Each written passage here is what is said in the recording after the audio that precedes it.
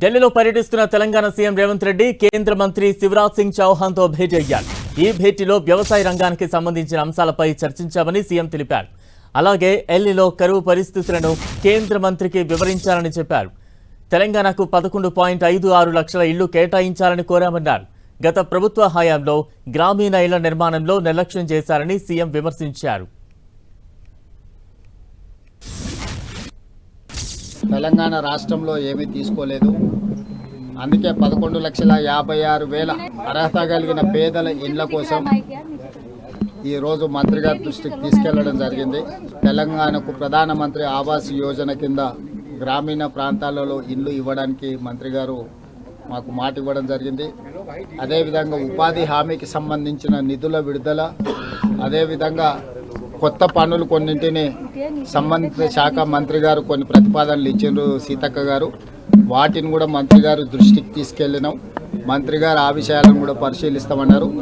అదేవిధంగా వ్యవసాయ శాఖ ప్రధానంగా తెలంగాణ రాష్ట్రంలో ఎలినినో వల్ల వర్షాలు లేకపోవడము, కరువు పరిస్థితులు ఉండడము, పంటల ఉత్పత్తి తగ్గిపోవడము, వ్యవసాయ సమస్యలు ఉన్నాయి. కాబట్టి కేంద్ర ప్రభుత్వం నుంచి మద్దతు ఇవ్వడానికి బృందాలను పంపించవలసిందిగా కేంద్ర మంత్రి గారిని కోరినాం.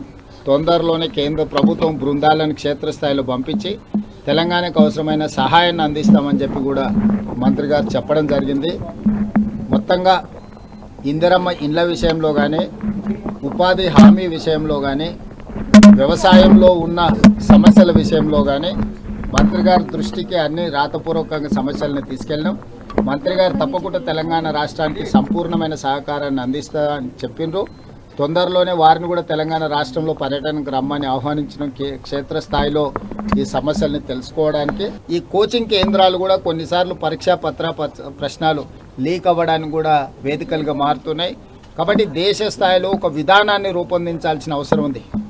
పరీక్షలు నిర్వహించడమే కాదు, పరీక్షలు నిర్వహించడంలో కూడా ఆన్లైన్లో పెద్దగా సమస్యలు లేవు. ఆఫ్లైన్లో పరీక్షలు నిర్వహించినప్పుడే సమస్యలు ఎక్కువ వస్తున్నాయి. వీటిని దృష్టిలో పెట్టుకోవాలి. కారణమైన వాళ్ళను కఠినంగా శిక్షించాల్సిన అవసరం ఉన్నది.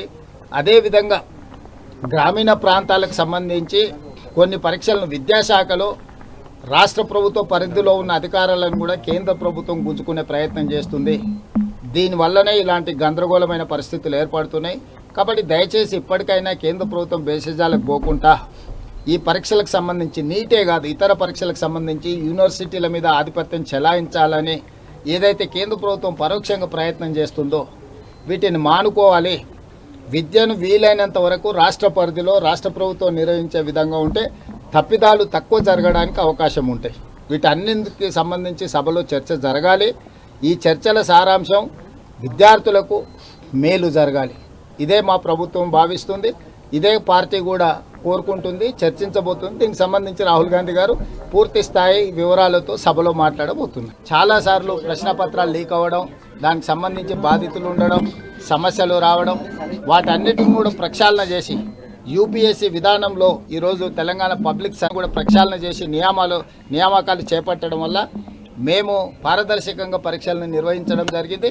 కాబట్టి ఈరోజు తెలంగాణ అన్ని విషయాలలో పారదర్శకంగా విద్యార్థులకు నష్టం జరగకుండా ప్రజలకు ఒక నమ్మకం, విశ్వాసం కలిగించే విధంగా పరీక్షలు నిర్వహిస్తుంది.